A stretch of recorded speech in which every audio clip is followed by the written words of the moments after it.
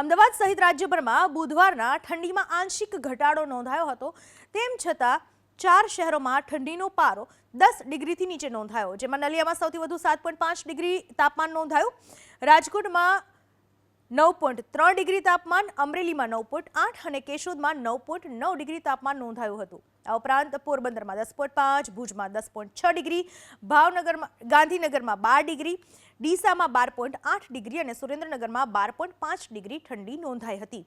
ભુજમાં લઘુત્તમ તાપમાનનો પારો 1 ડિગ્રી નીચે સરકીને ચાલુ વર્ષમાં પ્રથમવાર 10.6 ડિગ્રી થવાની સાથે ઠંડી વધી હતી। મહત્તમ તાપમાન 27.5 ડિગ્રી રહેતા શહેરીજનોને દિવસે પણ ગરમ વસ્ત્રો પહેરવાની ફરજ પડી હતી।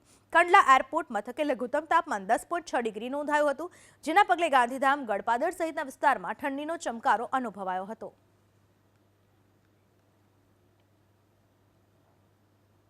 48 કલાક બાદ સૌરાષ્ટ્ર બનશે ઠંડુગાર, આગાહી કરી છે રાજ્યના હવામાન વિભાગે।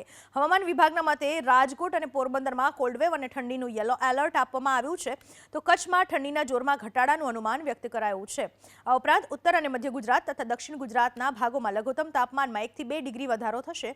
હાલ ઉત્તર ભારતમાં સ્થિત કાશ્મીર અને હિમાચલ પ્રદેશથી ઠંડા પવન ગુજરાત તરફ આવી રહ્યા છે, જે રાજ્યમાં ઠંડીનું પ્રમાણ હજુ પણ વધશે તેવો નિર્દેશ આપી રહ્યા છે। સતત વેસ્ટર્ન ડિસ્ટર્બન્સના કારણે ઉત્તર ભારતના ભાગોમાં ઠંડી અને હિમવર્ષાનું પ્રમાણ પણ આ વર્ષે સારી માત્રામાં રહ્યું છે।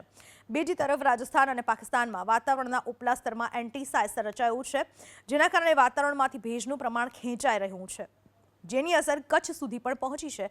આ એન્ટી સાયક્લોનની અસરના કારણે કચ્છમાં તાપમાનનું પ્રમાણ વધ્યું છે અને ઠંડીનું જોર ઘટ્યું છે।